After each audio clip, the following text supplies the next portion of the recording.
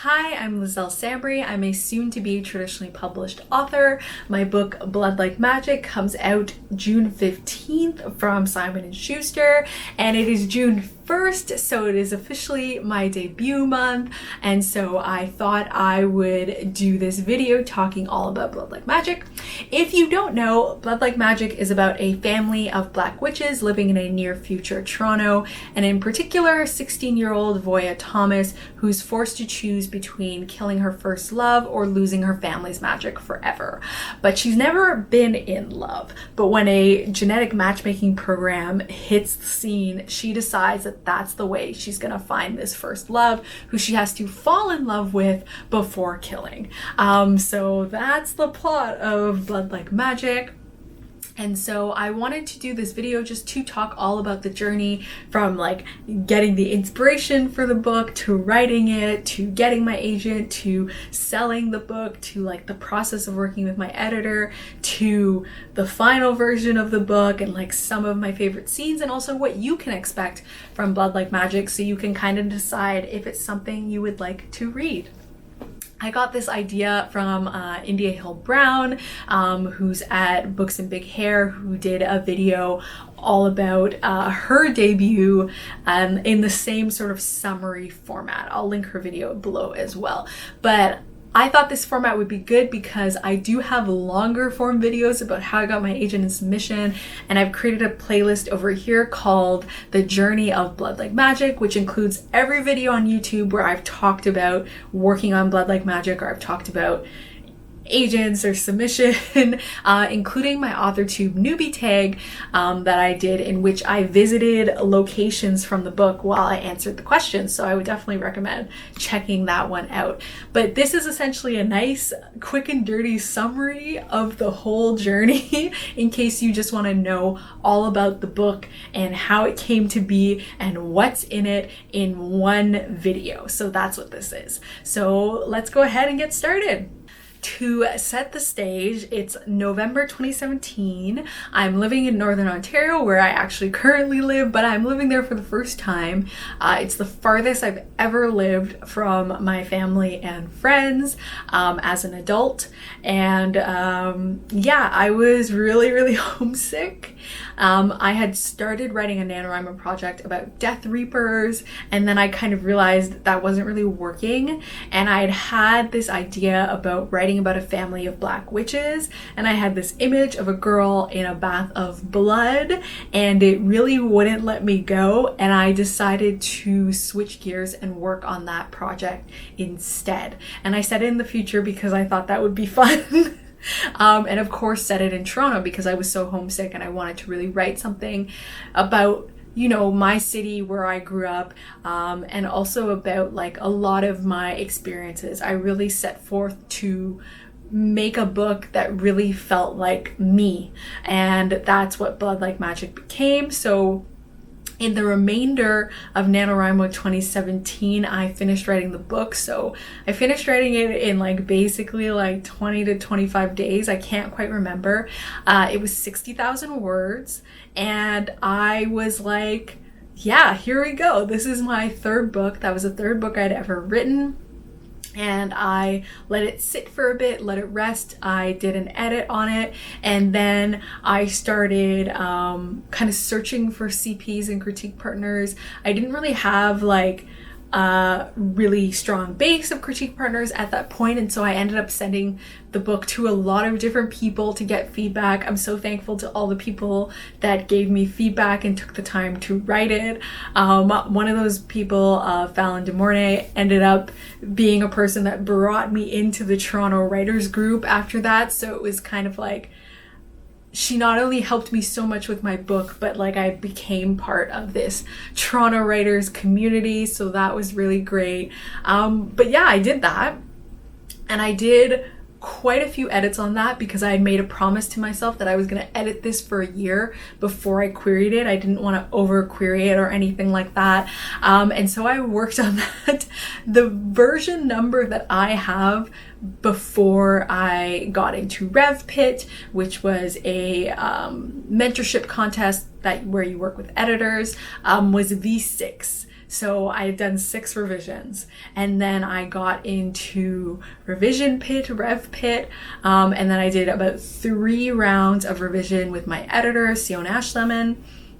And by the time we were at the tail end of that, that was when I had thought, okay, I'm ready to query. I was like 2 weeks away from my year promise to myself to edit for a year, and I was like, it's okay. Pit Mad, which is a Twitter pitch contest, was starting the day that I finished. So I was like, I want to enter Pit Mad. So I put my pitches out there, and at the same time, I started querying. This was the fastest experience querying that I had had.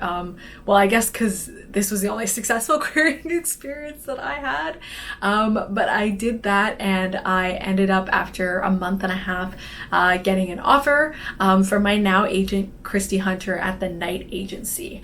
And then we did more edits together. I'm actually remembering, I think I had actually done, was it 7 edits? I can't remember anymore. But anyway, so we also did edits together. These were very extensive edits. During Rev Pit, I had rewritten half of the book before I started querying, and then with Christy, I had rewritten half of the book again. So I had done that. So we had done kind of like 2 to 3 bigger developmental edits, and then the last version number that I sent her before we went on submission was V6. So we presumably did about 6 revisions, but I think the last 2 were very minor. And then in January of 2019, we officially went on submission. The things that had changed at that point, the title hadn't changed, but I definitely felt like if we sold it, probably would need to change. The whole genetic matchmaking process had changed. I had added in a bunch of subplots, and so I felt the story had become a lot more multi-layered and complicated than what I had had in the beginning, which I really liked. I felt really good about going on submission, even though I was like very afraid about submission, because you want your book to sell and you want that dream of publishing to come true. And that depends on how submission goes. We went on submission of January 2019, so roughly, I guess like a year and a half after I had written the first draft of Blood Like Magic. And so then we were on submission. We were on submission for 4 months, about 4 months. So from January 2019 to April 2019, when we got the offer from Sarah McCabe at what was then Simon Pulse to purchase the book in a 2-book deal, so including a sequel. So if you didn't know, Blood Like Magic does have a sequel. The sequel will be coming in 2022 in the summer, she says cautiously. I believe it's in the summer. Nothing has changed to my knowledge. So there will be a sequel to Blood Like Magic, in case you were wondering that. And so we went, we finished submission.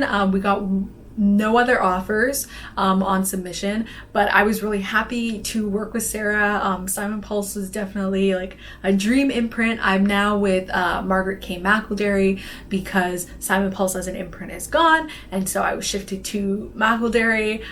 Still an amazing team and my same editor who I'm really happy with, but we then did more edits, obviously. So we did 2 big developmental edits, and then we did line edits at which time also sensitivity reader comments were incorporated, and then we did copy edits. I did follow up on one sensitivity reader to like double check some changes I had made. And then we did 2 rounds of pass pages. So like that's when they put the pages together in a proof that looks like your book, but in a PDF, and you do some double checks there. So a lot of like the finessing happened during that time. Nothing was really like enormous, with the exception of me kind of realizing that I didn't have my character's motivations down quite right, and also my editor commenting on like her ancestors trying to teach her something throughout the book, and so getting down pat what her ancestor is trying to teach her, and basically eking that out, and then flushing a lot of things out. That was like the big thing of doing the publisher edits and edits during that process. That is the quick and dirty of the book's journey from inspiration to final. Throughout that process, I did about 17 minimum versions of the book through all those edits. So I've read it quite a few times. And a lot of things changed. I did 2 half rewrites. I cut out one character, a couple characters. I changed their roles. I added characters. I think I actually just added one character. A lot of different things changed to make it the book that it is today, that I'm really happy with and I'm really proud of. I really think Blood Like Magic represents a lot of myself. I put a lot of myself into this book, not in a self-insert way, but just like a lot of my experiences are really reflected in the book. And so I'm really happy with it. And I will say something that stayed the same throughout was the initial image of Voya, who's my main character, lounging in the bath of blood. That inspired the book. That stayed the same throughout. I'm really happy with that image. That's one of my, it's basically like my favorite image in the book. And then I will say my favorite scene in the book is really the end, where everything ties together, which I won't tell you what it is because spoilers, but I feel like it ties everything together in a really interesting way that brings together the things that happen in the first book, but also leaves room for what is going to happen in the sequel, because there is a sequel, in case you didn't know. I think I mentioned that earlier, but yes, so those are kind of like, I guess that's also like a quick and dirty of my favorite scene. Now I want to talk about all the things that you can expect in Blood Like Magic. There is I would call it enemies to lovers. It's more like a very bad first impression, and a very grumpy person trying to work with someone who is secretly trying to figure out how they're going to kill them. That's a dynamic. If you love those tropes of like having to kill this person that I'm also having to be in love with, that is definitely there for you. But there's also a lot of family in this book. There's a lot of complicated family relationships. 11 of the characters live together in one house. They're one big family, and so there's a lot of dynamics about all of them interacting together. There's a big component of ancestry and like where you come from in Blood Like Magic. They have the ability to communicate with their ancestors, and their ancestors are the ones that assign these tasks to them, like the task that Voya is given in order to pass them and help them come into their magic, and ultimately help guide that new generation. So there's a lot of discussion about, you know, your ancestors and where you come from, and familial obligations and how that can kind of be a pressure on you. That's another big thing. Cousins that are your like best friends, that's a thing in the book as well. And also there are some more serious topics that come up. I will link below. My main Blood Like Magic page is also the page that has the content warnings on it. So if you need those content warnings, you can like scroll down and you'll be able to see those as well. If you want to know about some of the more serious subject matter that's going to be happening, and some potential triggers, that's there for you. A lot of representation of people of color. Obviously a lot of the main cast are Black. There's also biracial characters that are Black and also Chinese, and characters that are Black and Sri Lankan, also Sri Lankan character.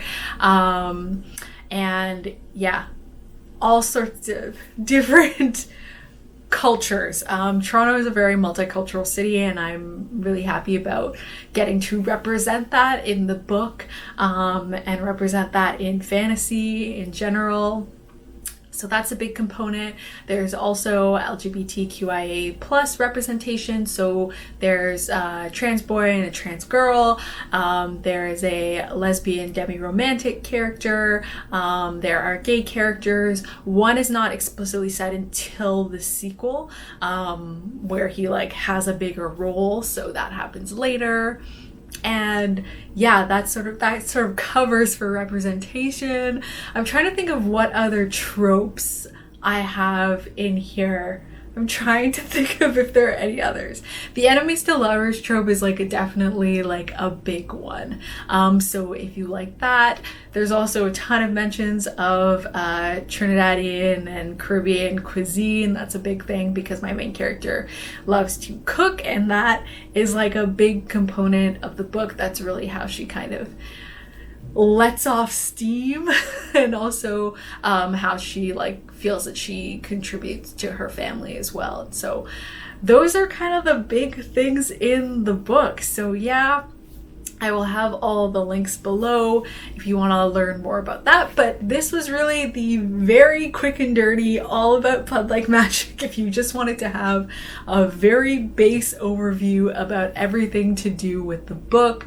And of course, I have linked below that playlist if you want to see more in-depth videos about different things about Blood Like Magic.